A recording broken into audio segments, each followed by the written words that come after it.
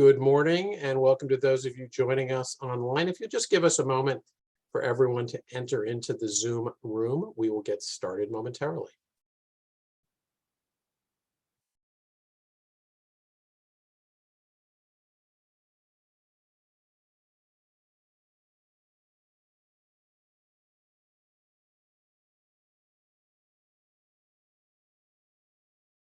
Good morning and welcome to WITA. If you are new to WITA webinars, we're glad you could join us. And if you're a veteran, welcome back. Today's event has been a long time coming. We've had a lot of discussions of tariffs and trade policy over the past few years, but it's come back to the forefront in recent months about whether the existing tariffs have an impact on inflation and if removing or reducing some of them might help deal with the president's priority to tame inflation. Before we get to today's event, though, we have several announcements about activities at WITA, including 2 events in September looking at US and Chinese industrial policies. We're also rolling out the first programs of our WITA Academy, including the virtual intensive trade seminar at the end of September. And we hope to bring on our first WITA Academy fellow this fall. If you know a recent college grad who may be looking for an introduction to trade and what it's like to work in Washington, D.C., please send an email to academy@wita.org. We'll have some more announcements about the WITA Academy in the weeks to come, so keep your eyes on your email. Information about all these programs can also be found in our online event program and on our website. If you've attended any of our more than 125 webinars over the past couple of years, you know we like to call out the names of some of those you're in community with at today's webinar, even if you can't see them on Zoom. So welcome today to Sydney Stone at Alibaba Group, Nancy Travis at Bio, Angela Marshall Hoffman at Sandler, Travis and Rosenberg, and Alice Slayton Clark at the U.S. Council for International Business. Welcome, Sydney, Nancy, Angela, and Alice, and welcome to all of you.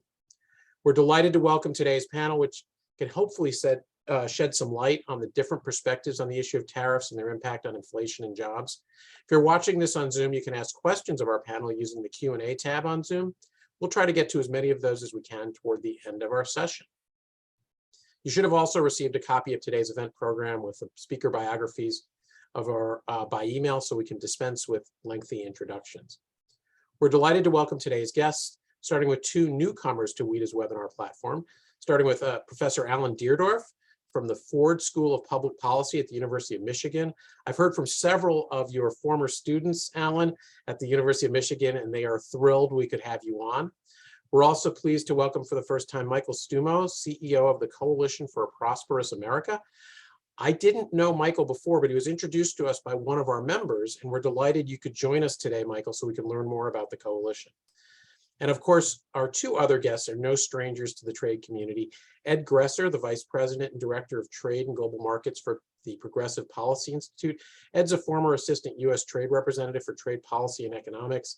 Ed and I actually started our careers in Washington working for members of the Senate Finance Committee way back in the early 1990s, a very different era in trade policy, Ed. And our moderator, my good friend Nassim Fussell, partner at Holland & Knight and the former Chief International Trade Counsel of the U.S. Senate Finance Committee, albeit a few years after Ed and I worked there. Thank you all for joining us. Nassim. Good morning, everyone. Thank you, Ed, for that kind introduction. And I'm really happy to be here today for this discussion.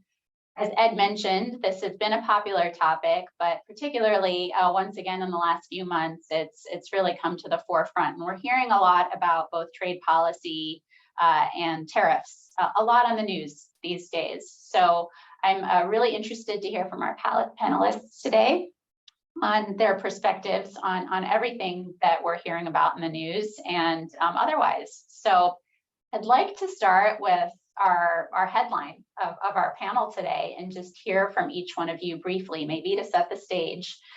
What is priority number 1? Is it inflation? Is it jobs? Is it trade policy? And what should policymakers and others who are thinking about these questions really have in mind as they seek to answer this question? So maybe Professor Deardorff, we can start with you, and then we can go on to our other panelists. Okay, yes, thank you very much for inviting me to participate in this event. I'm happy to be here, and I'm looking forward to hearing what my fellow panelists have to say about these questions. As was explained, I am a professor of economics, having already basically completed a career. I was said to be with the Ford School, but I'm retired from there now. I'm an emeritus professor. I'm still teaching a course on trade policy for them. I was just doing it this morning. And my views are very much conditioned by my lifetime of studying the economics of tariffs specifically. Now, as to this question of inflation versus jobs versus tariffs, what's most important right now? Well, I think it's pretty clear what's most important to the public, with good reason, is inflation. And the need to deal with that. People are perceiving that prices are going up, as is often the case when that happens. We tend to notice the prices that rise. We tend not to notice if they then fall back down again. So the perception is usually that it's worse than it really is. But still, it's very much a problem. And politically, I think there's no question but that's what the Biden administration needs to deal with if they want to be viewed as being effective. Jobs are always an important thing, but right now our unemployment rate is low. There's a shortage of workers for a great many jobs. That may change. The macroeconomic policies, especially those by the Fed, may well push us into a recession. By one definition, we're maybe already there, but there's so many other indicators to suggest that we are not yet in a recession that I certainly don't see that as priority number one right now. It is a worry because of the policies that are used to fight inflation have often in the past caused a recession, making it therefore become more important. As for tariffs, I'm a trade economist. I'm very much aware of, and I teach my students about the fact that tariffs, at the same time that they protect domestic producers in the industry where the tariffs are, they hurt the rest of the economy, consumers and other industries that use those protected inputs as inputs. So they cause a mixture of benefit and harm. Our economic analysis consistently shows that the harm is bigger than the benefit. So as always, I'm in favor of not having tariffs. And once we have them, which we do now, increase due to the trade war, getting rid of them, I think, is a desirable thing. But is that going to matter for inflation? Yes, but not much, not enough to make that I mean, much as I'd like to get rid of the tariffs, I can't, in all honesty, argue for getting rid of them for that reason, because yes, tariffs raise prices. When you put a tariff on, it raises prices once. It doesn't do it on an ongoing basis, year after year. If you take them down, it will lower prices once. It's not going to lower the rate of inflation except for a very brief time. And in the case of the tariffs we have now, big as they are in the particular products where they apply, spread across the entire economy is just not going to have much of an effect on lowering our rate of inflation, even during the quarter or two while the reductions are being felt. So much as I oppose tariffs, and therefore I'm in favor of getting rid of them, but I can't, in all honesty, saying that we should do it in order to fight inflation. Thank you, Professor Deardorff. I think that was a really good stage setter and might have raised some comments for our other panelists as well. So with that, why don't I take it over to Ed Gresser. Ed, would love to hear your response to this question. What is priority number one? Oh, Ed, you're on mute. Thank you. Pretty provocative way of posing the question. I think I share a lot with Professor Deardorff and have a couple of different emphases. When asked, what is the most important thing? Is it jobs or inflation or trade policy? I would answer in a way, the answer is sort of yes. Jobs are important and inflation is important. And policies of various sorts are a way of affecting those two things. So when when you look at the situation we have now, we've had 8.5% inflation over the last 12 months. We've had a lot of that concentrated in energy. That has diminished over the last few months, but the inflation of core products, cars and manufactured goods and so forth remains pretty strong. The chair of the Federal Reserve Board had said, I believe last Friday, that we should expect some pain in the future as we try to get rid of this inflation, because if inflation takes root and affects people's expectations, it becomes very hard to get rid of and very painful and very demoralizing for the public. So it's quite important to solve this problem soon. And it is also important to solve it with the least amount of pain possible, because that is where jobs come in. There have been 4 high-quality papers and research things that I've read on the role of tariffs in this, or particularly the role of the Trump administration's tariffs. And they concur with Professor Deardorff. The effect is real but modest, in a range from 0.3% to 1.3%. If you're going down from 8.5 to around 2%, 0.3 to 1.3 is not huge, but it's not nothing. And whatever we can do to take some of the weight off the Federal Reserve, using higher interest rates to bring down inflation, that will reduce some of the pain. And so I think tariff policy does have a place in the response to inflation, not, as the professor said, not a huge place, but a real one. So I have a little bit of different emphasis, but I share his basic outlook on this. Thanks, Ed. I appreciate the nuance, and I think, it is a provocative question, as you say, and it probably also depends on who you're asking, right? What's priority number one? And I think that's what's so interesting about this question and about this panel in particular.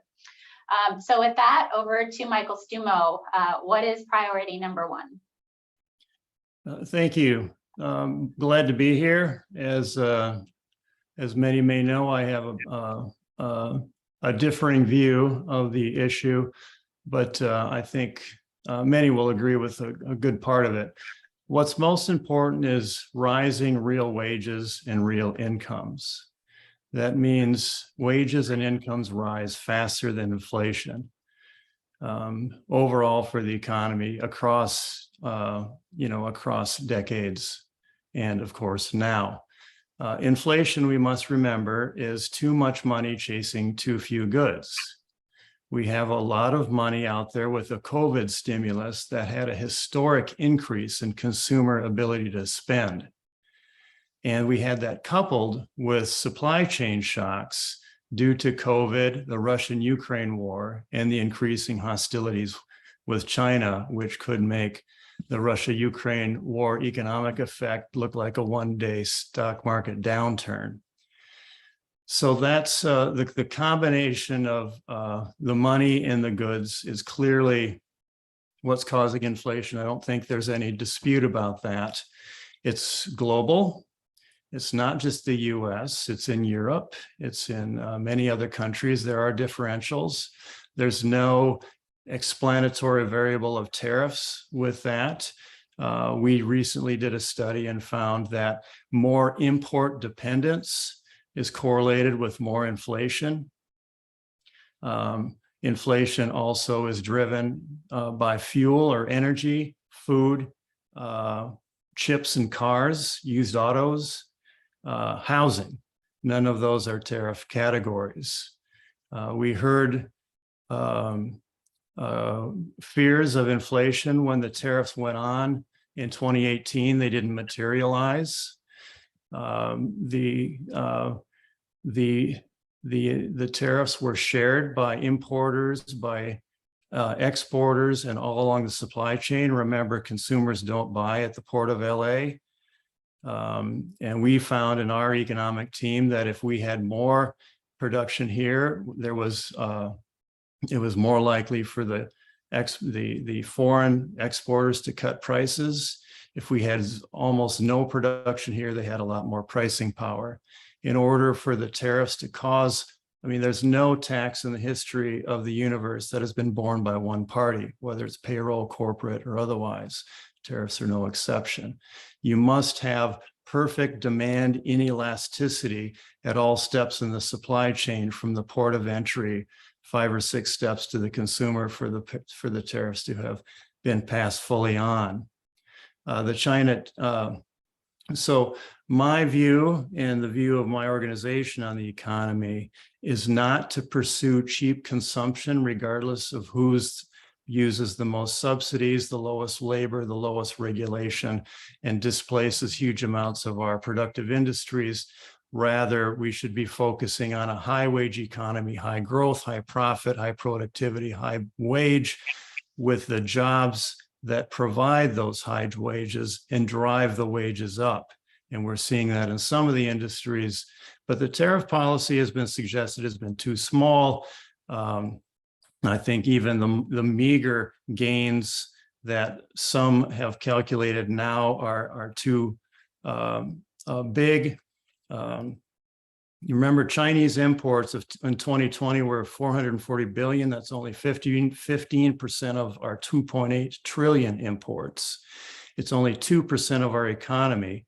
Only 33% on average of Chinese imports were actually tariffed, and the average rate is about 20%. That revenue might be 40 billion, 47 billion. It changes by year. In a 21 trillion economy, it's very small. So again, the overall it doesn't have much to do with inflation. We have to focus on high wages. And economic strategy should focus on productive economy, meaning we got a balanced trade, which is primarily an exchange rate phenomena. We're very pro exchange rate management. That would solve a lot. And then get your mix of industries right to move up high productivity industries, rather than trending toward a commodity and service economy without the advanced tech and advanced industry that our mix is trending toward now. Michael, that actually serves as a really good segue to my next question. So I may just want to stick with you here. Maybe you can kick us off with this next question, which is, well, I'm going to make a statement. I'm going to ask if you agree or disagree, and I'll let you take it from there. So statement is, tariffs generally support employment. Agree or disagree? And I think I know where you're going to take this. Well, no surprise that I agree. Remember, most of our tariffs now are very small. They're in response to subsidies. They're AD/CVD cases. They're 201s. They're 301s. They're 232s. The China, of course, has been the biggest. When we did the 201 tariffs, Samsung and LG on clothes washers, Samsung and LG stopped importing and they built factories here. 2 of them with 1,500 workers for Samsung, 90% of them local in South Carolina, Tennessee. The average wage is something like $19, $20 an hour with full benefits, where Amazon is paying $15. Our job, if you look at steel and 232s, there's been a huge investment in steel capacity. Those starting jobs are $80,000. Where those steel companies have gone into place it's been double the average wage of the local region. It's usually local regions, and it drives regional wages up. It's very hard to keep your cafeteria workers and your home health aides when they're driving those wages up. That being said, we saw with the steel tariffs that actually steel prices went down. We didn't see car prices and final prices go up.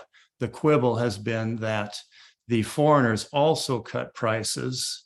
They absorbed a lot of the tariffs. So you had the differential. So you had the subsidized steel coming in through downstream products, which is why in our view, we would have a more comprehensive tariff strategy to cover the whole supply chain and to drive the goods production up. So we counter what we found in our job quality index, which tracks the quality of jobs on offer since 1990, where high wage jobs are above average, low quality jobs are below average pay.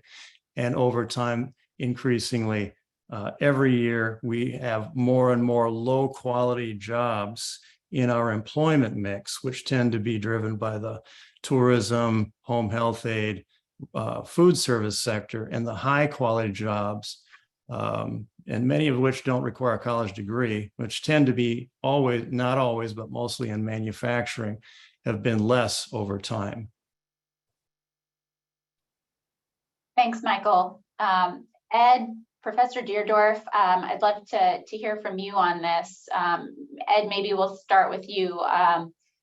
Tariffs support employment, agree or disagree? And I'd also, if I can add on this time, if you have any comments, maybe that are sector specific, does this depend on what sector we're talking about?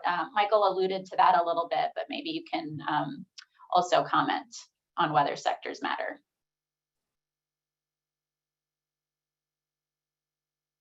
Ed, you're on mute.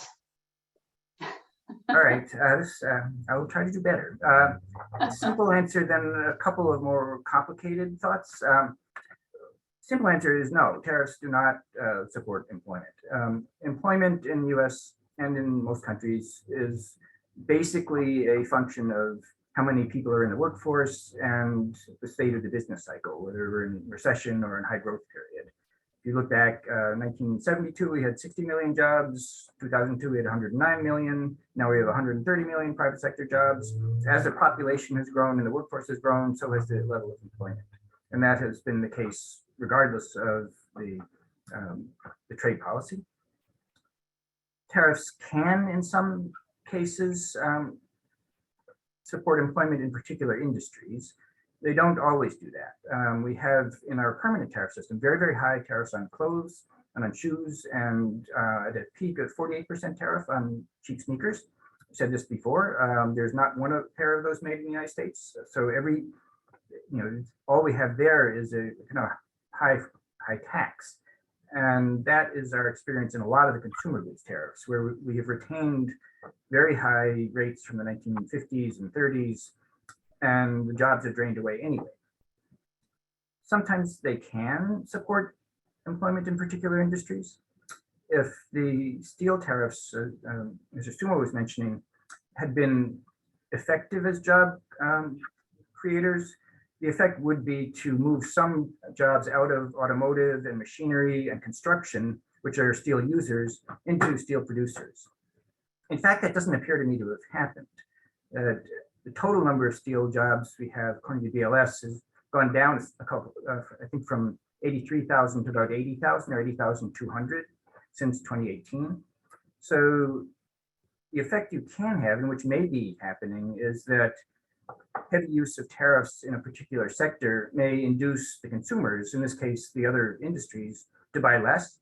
If you measure it against the US economy, 2017, we were using about 5,500 tons of steel per $1 billion of GDP, and now we're about 5,000.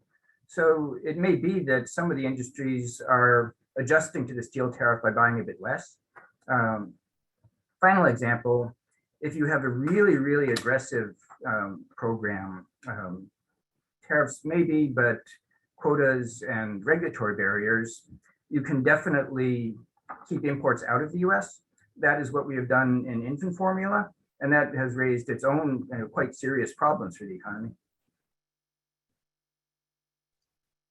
Thanks, Ed. That's kind of a good way, I guess, to lead into my version of the question for Professor Deardorff, which is, again, agree or disagree, tariffs impact employment. Do you want to talk about, the impact, on one sector versus another? And then, is this static? I mean, is this, in your view, is this, what applies, period, as a matter of economic policy, or does it really matter, on the time we're talking about, for example, in a period of high inflation like we are in right now?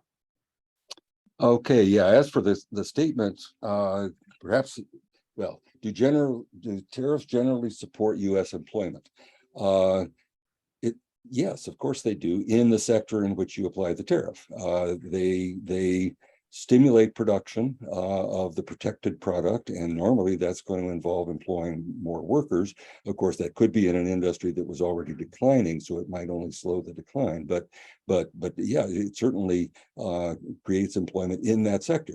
But the nature of a general equilibrium economy is that if you increase employment in one sector, unless you change the unemployment rate, you're going to reduce employment elsewhere somewhere. And that's the natural result of putting tariffs on imports. The economy is going to adjust and the export sector is going to decline as well. And jobs are going to be lost there. Now, those are spread across such a large part of the economy that when you compare the tariff on a particular product and the employment that it creates there to the job losses it causes everywhere else, you're not going to see the difference, but it's there. And so it's a different question whether tariffs increase employment overall. There are circumstances where tariffs generally would, I would say, yes, increase employment overall. If you're in a recession, it's very true that raising tariffs will increase employment overall and help pull you out of the recession if other countries don't retaliate. And that's a thing that seems to be getting missed in this discussion here. When you ask about whether tariffs help jobs, well, you're talking about our tariffs. But we never have just our tariffs. When Trump put his tariffs on steel and aluminum, the other countries all responded with tariffs on our products. Now, not steel and aluminum, of course, because we weren't big exporters there. They put it on exports of other things. When Trump put his tariffs on China, they responded, I think, on the same day, because they can move fast, with tariffs on other products of ours. So the foreign tariffs certainly reduce jobs here in the sectors where we would have been exporting. So do they matter for employment? Absolutely, but they matter in both directions and across the economy in different ways. And I hope we can get away from this feeling that we can somehow or other accomplish something that I would think was a bad something, even if it could happen that way, by just our raising tariffs and nobody else is going to respond. Experience suggests that recently, as well as historically, when the United States raises tariffs broadly, other countries respond by raising tariffs against us. May I add something here? Yes, please. So we've tested this theory over the years. We've cut our tariffs for decades. And of course, in the modern trade agreement era, we've cut our tariffs to zero. We're the lowest tariff country in the world. There's not a good correlation between employment overall, and we do need to get away from this issue that a job is a job is a job, which is why we did the job quality index. The quality of jobs matter. We are disproportionately doing too many low quality jobs, meaning part-time and not high wages. We've already tested this. The ITC found that all those tariff cuts from the trade agreements had very hard to detect benefits and primarily benefited the service and financial sector, multinationals, and the high income people. It was harmful to the small companies, to the minorities, and to the working class side. That's what the ITC found. We already saw that. This idea of equilibrium, which is extracting efficiencies out of the economy that it is now.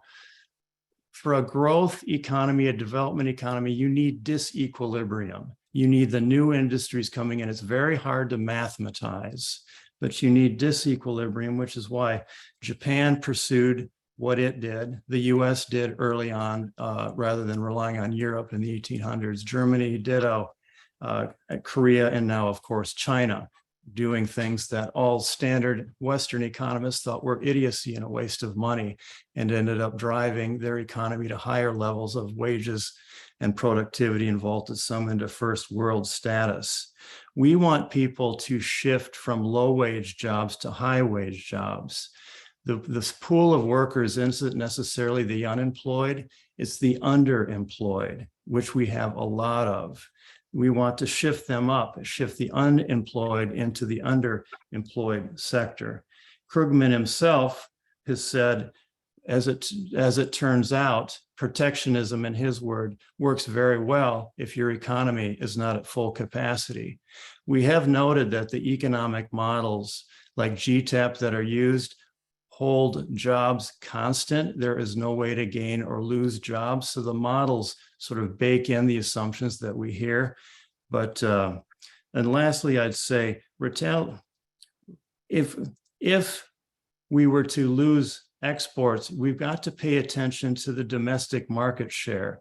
We have lost over the past 15 years, $700 billion in terms of the domestic producer's share of the domestic US market, the richest market in the world. We tend to think that Malaysia is the same as us. Getting a market access to Malaysia or even Mexico is the same as us. But losing that, getting the market share here is the biggest job creator for our goods manufacturers that we could have. And that's, so those are my thoughts. Thank you, Can I Michael. just- Ed or One quick Dr. factual Deardorff, point. US is not the lowest tariff country in the world. Singapore is the lowest tariff country in the world. They have zero tariff across the board. US is about the same as Europe, Japan, other advanced economies. Can I just respond to one other thing?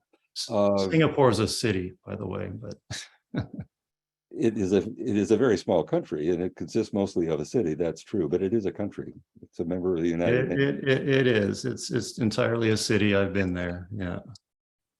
That doesn't mean it's not a country. Anyway, I wanted to respond to one other thing, that you're right, that jobs are not all the same, and indeed across industries we have tremendous variation in the level of wages and all sorts of things.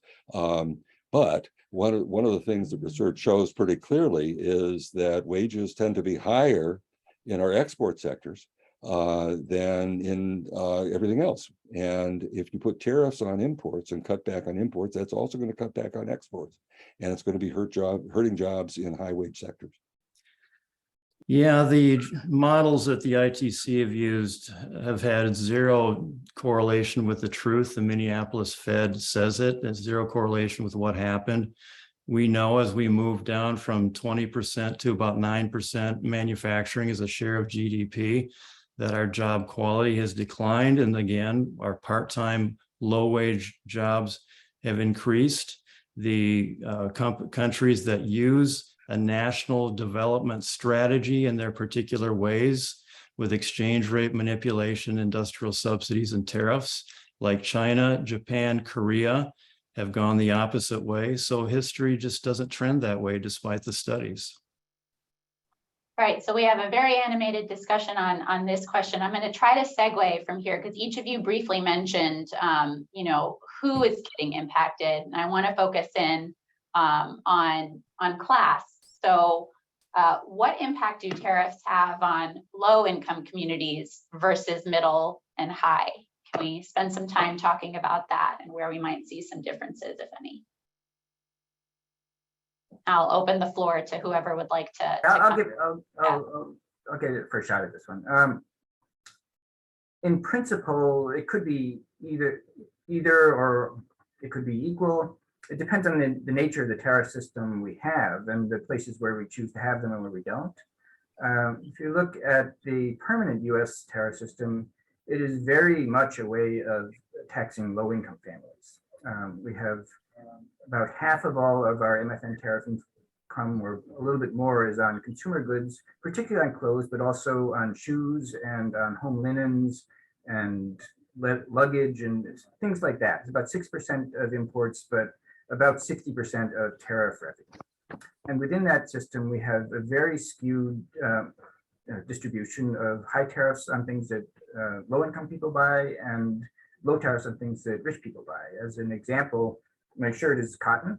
This is a 16% product. If it were silk, it would be 0.7%. If it were polyester, it would be 32%. Likewise, in the sneaker I mentioned, the very cheap one is 48%. The high-end shoe, like Nike, is 20%, and the leather dress shoe is 8.5%. And that's quite standard throughout the consumer goods tariffs. And that is, because of that, that makes the US permanent tariff system very much, I think, the most regressive of the main US taxes. It doesn't have to be that way. That's how it's worked out over some decades. The Trump tariffs are quite different.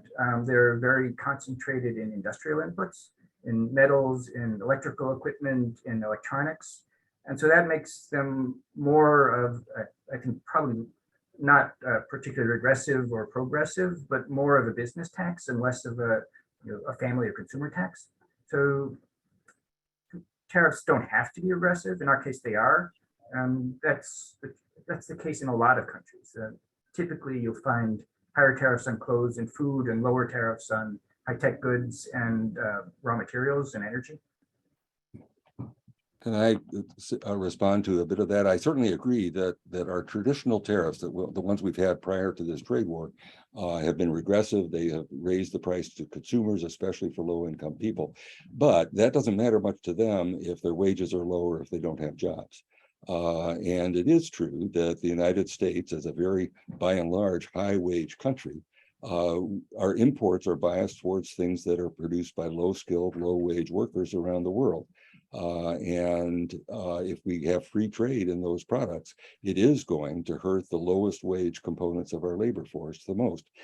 This has been understood in economic theory for a long time, and it's a reason why, as we moved and did move towards freer and freer trade, we should have, as the Europeans to some extent have done, had better policies for cushioning the effect on lower income people, and we haven't had that. So I do think there is a difference in terms of the incomes of the people who got protections from our tariffs traditionally. Now, you're right, the Trump tariffs were set up somewhat differently, and I imagine this particular effect I'm talking about is different for that as well. A little bit of a response. The tariffs that I was mentioning in the clothing industry or the shoe industry, they have not moved toward fair trade. Particularly shoe tariffs haven't changed since the 1950s. So that has been kind of an experiment, and are tariffs particularly effective job protectors in practice? And the record seems to me to say that as the world's logistics systems have become more efficient, the price of moving things around the world declines, transactional costs go down. A lot of the tariffs have kind of stayed in place as they were many years ago, but have kind of lost their ability to protect jobs, and have become more like a kind of sales tax. Yeah, again, we've seen this movie. We've cut tariffs for many years. We've seen the gutting of middle America, the middle class jobs, and they've had to fall into the low wage, low quality job area. This the economic models are incapable, as I said, that are used by the government of detecting the job loss. They assume they don't happen because of this, the way they're set up. Right now, the public opinion is shifting very much toward tariffs. A poll we did with Morning Consult in March showed 73% of Americans in favor of the China tariffs. That was consistent across party. 8% are opposed to them. The idea that the tariffs are hurting people is implicitly assumed that all those tariffs 6 degrees up the supply chain upstream are 100% passed on to consumers. They are not. No tax in the world has ever done that, and it isn't here.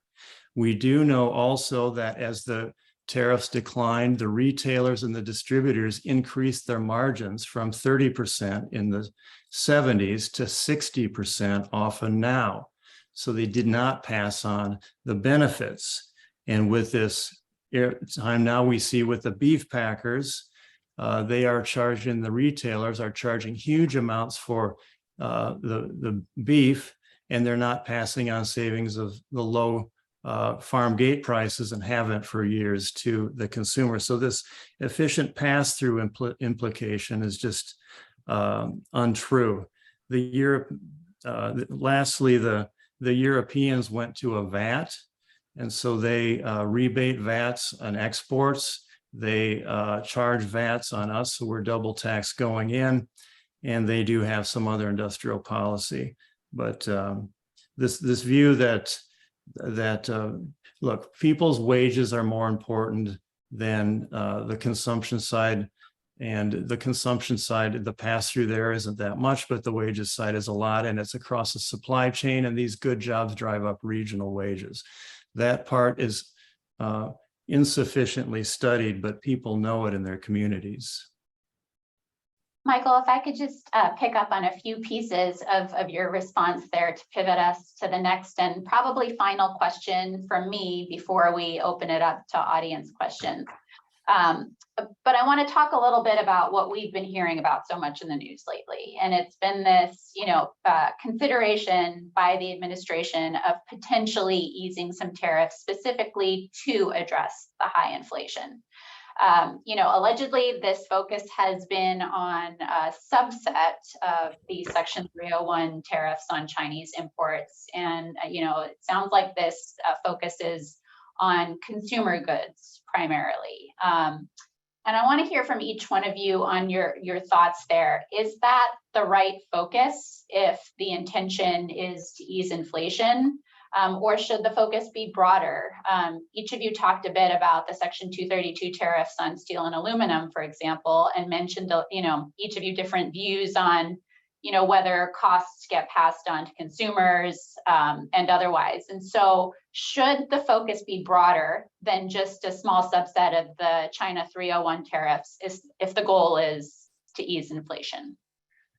Yeah, so we are in a new era of supply chain risk. It could be that the world decouples from Asia. Certainly the Taiwan Strait issues are very serious. We've seen that Putin is not a rational actor. Xi has just locked down another city of 21 million people today of COVID. As I mentioned earlier, we found that countries with more import dependence had more inflation than those that don't. Right now, we have a national security reason to be reshoring very aggressively. Many more industries. The chips was a good thing to do. The solar they're doing, we should be getting the critical minerals and their refining and that supply chain going. The auto EV tax credits was a nice step. Overall, inflation is determined again by the money supply in consumers' pockets versus the supply of goods available. Remember, the Chinese spent tons of money over the years on building new production, and that actually was disinflationary. We should be doing that. We should be doing tariffs to change the terms of trade across industries so it's more attractive to invest here rather than somewhere else. That's what India is doing with the solar supply chain with very high tariffs and import restrictions, causing companies to build very aggressively there. And then they get to scale, they get economies of scale, they get more productivity. Here with the solar production tax credit, which differentiates the attractiveness of investing here versus somewhere else. That was in the Inflation Reduction Act. We're getting already $2 billion announced. I know there's more coming of plant capacity, which will drive up more production, more scale, and we'll be at the tip of the iceberg. But national security and getting away from the risk that we now see of the supply chain risk from countries that we cannot trust is very serious business now. I feel like, yeah, I think Michael kind of got away from the question you asked, which is whether this idea of lowering tariffs primarily on consumer goods to fight inflation, which the Biden administration apparently is contemplating, makes sense. In the long term, it doesn't make sense, I think, because lowering tariffs on intermediate inputs will eventually feed through to the prices of consumer goods. But since their aim is really just to be able to talk about fighting inflation in the coming month or two prior to the midterm elections, it does seem like the effect is going to be felt most quickly in consumer goods. So I think that makes some political sense, although I've said I don't think the effect on inflation is going to be very noticeable. That doesn't mean they can't point to particular products that they've lowered tariffs on to brag about it in their campaigning. So I have somewhat of a different take here. I don't think this approach of focusing on consumer goods for dialing back the China tariffs is the right one. The consumer goods, as I mentioned before, most of the Trump tariffs are on industrial inputs. There are some on consumer goods, and the effect there has been to shift a lot of purchasing to Vietnam and a little bit to Mexico and a little bit to India. So there, I think the inflationary effect of the Trump tariffs is probably modest and won't really be changed very much by dialing them back. The more inflationary part of them is the taxes on industry. So if you're taxing electrical equipment, that means you're taxing US manufacturing, and they have to raise their prices, competitors will raise their prices. So I think a different approach focusing on industrial inputs is going to be more effective as an inflation fighter. I guess, Michael and I have somewhat of a different view of this. I find it hard to see how you can increase the size of US manufacturing by taxing it more heavily, because they are the buyers of most of the stuff. Well, you guys, thank you so much for answering my questions with such, diverse and broad responses, which is, I think, really helpful to our audience as well. I'm going to hand it back over to Ken now to invite some of our audience members to ask questions of each of you. Thank you so much. And thanks for the spirited conversation. We have several questions that come at this topic from some different angles I want to try to get at. I think one, just to clarify one thing, and it could go, I think maybe Professor Deardorff, this is maybe one that you might be able to answer, but do you think that, and well, actually any of you can, do the tariffs have a bigger impact on larger manufacturers and importers or smaller and medium-sized industry businesses? Is there a different impact that they have on both their way of doing business and their interaction with their consumers, whether they're retail consumers or downstream consumers?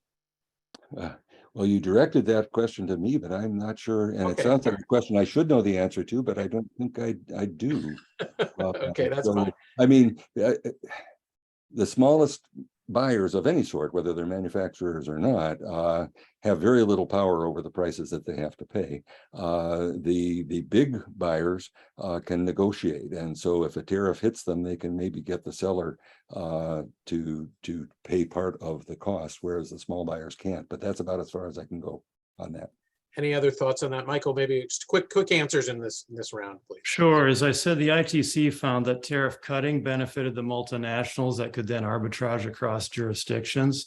If you produce here and your supply chain is primarily here, the tariffs have no impact on you. And to the extent that we have larger domestic production of a product, when tariffs are applied, the importer eats more, or sorry, the foreign seller, the foreign country, the foreign company eats more of the tariff, the more production we have here. Michael, I think though the question though, I maybe didn't articulate it well, is for products that are imported, maybe it's a supply issue that they're not available from a domestic manufacturer. Do tariffs hit large manufacturers differently than they do small and medium-sized manufacturers? It's usually the large manufacturers that are active in international trade. Certainly the small ones buy some, but if the product they are buying has no domestic substitute, they have less market power.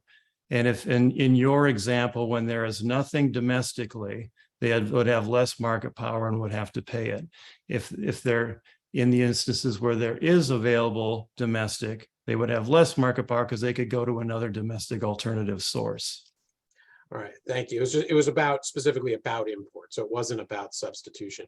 So you can't answer that question without considering substitution. Sure. I was reading the question as it was submitted, though. But so a related question, and this is a substitution one that is legitimate, and it was asking about the price of hot rolled steel. Apparently, steel is about 30% higher cost in the US than in Europe right now. Is there a is there a tariff? Is this causing a tariff impact, and what is the downstream implications of that for U.S. manufacturing and employment? Is that for me? Whoever wants to answer it. I'm not going to direct them. Look, if you look at the steel prices over the past 10, 12 years, they're extremely volatile. They were very volatile in the lead up to the steel tariffs and immediately after, as people were trying to game when they came on. Then the steel prices in the US ended up being below the price that they were, the hot rolled coil, in the couple of years before. Because we had domestic steel production substantially, the foreign sellers didn't have as much market power, so they continued placing the particular margin below, the same or similar margin below the US steel price that they typically have below, because they got to undercut enough to get in here. And so whether it is in Europe or not, Europe complained when we put on the tariffs, and because the Chinese steel was going over to them. And then they put on the tariffs. And I asked the head of the European Chamber of Commerce equivalent, if you were opposed to tariffs, why'd you put them on? Because you could say, we get all this cheap steel, and you could say, we're going to get rich now. We've got all this cheap steel. And she said, well, are you saying that we can't protect our employment with tariffs? So you got to keep these in. Once you lose these sectors, they're gone. You don't get them back without a lot of money.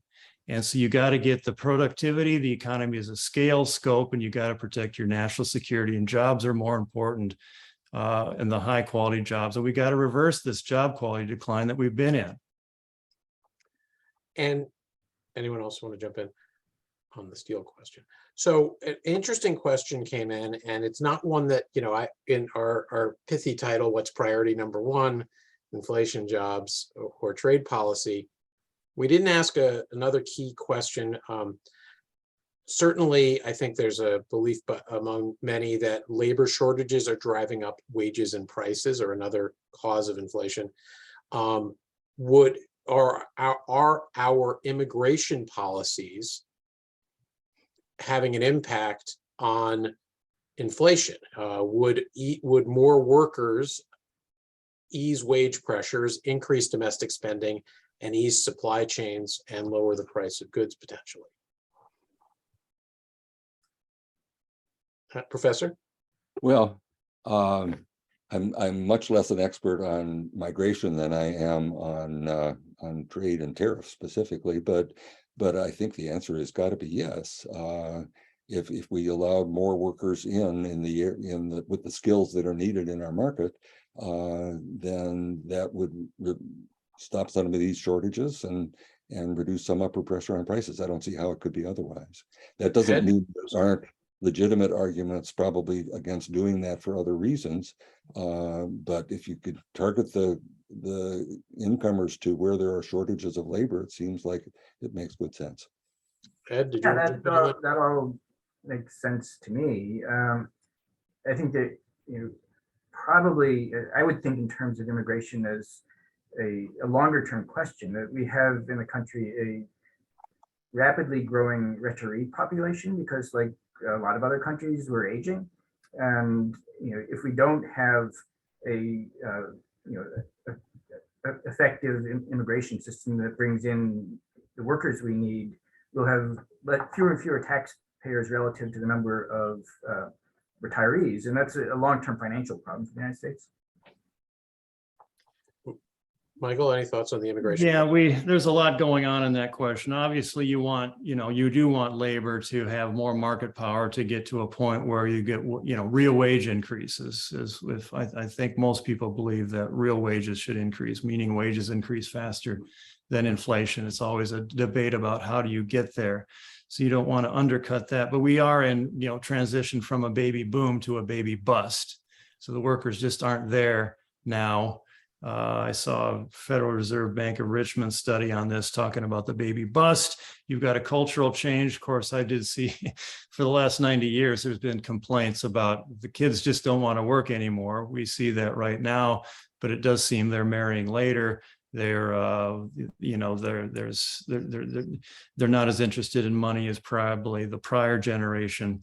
And there is a certain amount of 2 or 3% with the fentanyl and the opioid epidemic that's taking a little bit of that out. How you calculate the workers to bring in the right amount of workers to do our needs while keeping wages going up is above my pay grade. I think there's another question, sort of a bigger picture question back to sort of bringing it, I think, full circle. And that is how, back to the question of inflation, which is where we sort of started this. What is it that consumers should know? And well, let me phrase it. What should policymakers do? And what are some answers? Are there answers in the trade realm that we can be doing that would ease longer term pressures on inflation? Professor Deardorff said it's a one-time hit. Michael, you think it would actually be bad for the economy. Ed, I know you think there's a disproportionate impact. Are there areas of trade policy that can be used to help as a lever to help fight inflation and ease the pressure on the Fed? Yes, there are. I think there is a pretty wide consensus. I think that the Trump tariffs have added something to the inflation rate, not a huge share of it, but a real one. And trade policy can play a useful role by dialing some of them back. To the extent you can take some of the weight off of interest rate hikes, that will be good for jobs and good for the economy. So I think it's something that we ought to think hard about. Michael, any final thoughts on that question? Sure. You got to get production and consumption demand in line again. Obviously, the Fed is trying to constrain demand with its interest rate hikes, and that'll, I don't quibble with the fact that it may work, may go into recession. There's not enough on the supply side.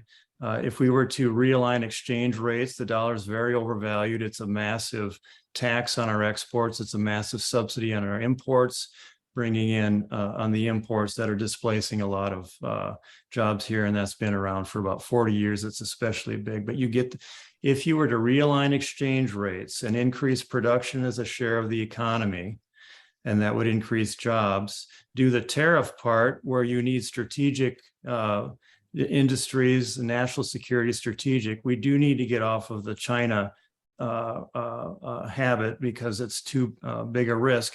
And where we don't have industries, be using subsidies, production tax credits to build them, because it's the private sector can't build them or will not build them in sufficient time to do it. So you need a full combination of exchange rate management, tariffs, and subsidies for a 21st century industrial strategy that works, in my view. That's helpful. Thank you. Professor Deardorff, any final words on that front? Well, I kind of said at the start that I didn't think using trade policy to fight inflation is going to have enough of an effect to be worth doing, although I would be happy to see tariffs reduced. Very early on in our discussion, Michael said inflation is too much money chasing too few goods.